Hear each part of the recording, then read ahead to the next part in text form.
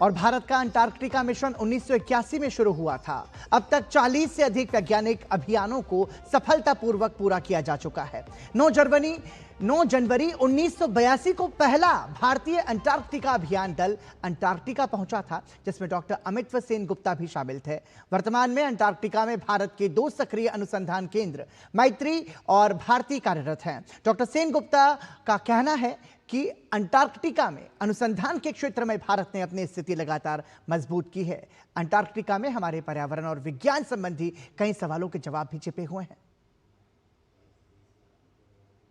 विश्व पृथ्वी दिवस है और 9 जनवरी 1982 को पहला भारतीय डेलीगेशन जो है उसने अंटार्कटिका में कदम रखा था, जिसके की मेंबर थे डॉक्टर अमित्व सेन गुप्ता जी। तब से अब तक कितना बदला है अंटार्कटिका और कितनी चीजें बदली हैं? जब से अब तक करीब 40-45 एक्सपीडिशंस हर साल एक यहाँ एक्सपीडिशन जाया करता है और इस बीच में हमने वहाँ एक अपने परमानेंट स्टेशंस भी एस्टैब्लिश कर लिए। अंटार्कटिका इतना इम्पोर्टेंट क्यों है? तो वहाँ पोल्यूशन स्टडीज अगर किया जाए तो वो सही मायने में ग्लोबल पोल्यूशन का एक इंडिकेटर रहेगा।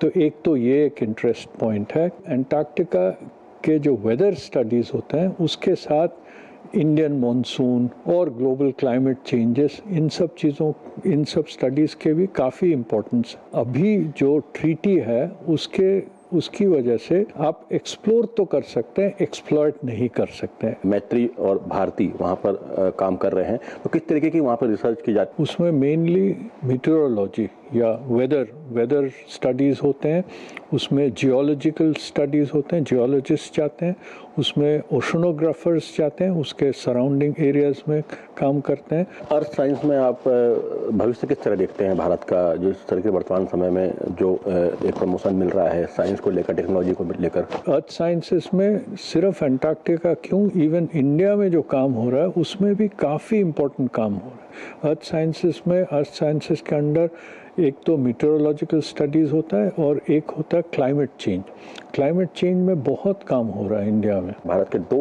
जो रिसर्च स्टेशन वहाँ पर मैत्री और भारती जो है वो लंबे समय से काम कर रहे हैं और हर साल जो है एक डेलीगेशन वहाँ पर जाता है वैज्ञानिकों का और दूसरे एक्सपर्ट का, जो कि वहाँ पर लगातार नई चीज़ों पर शोध कर रहा है। कैमरा विमलेश के साथ अजीत द्विवेदी, DD न्यूज़, दिल्ली।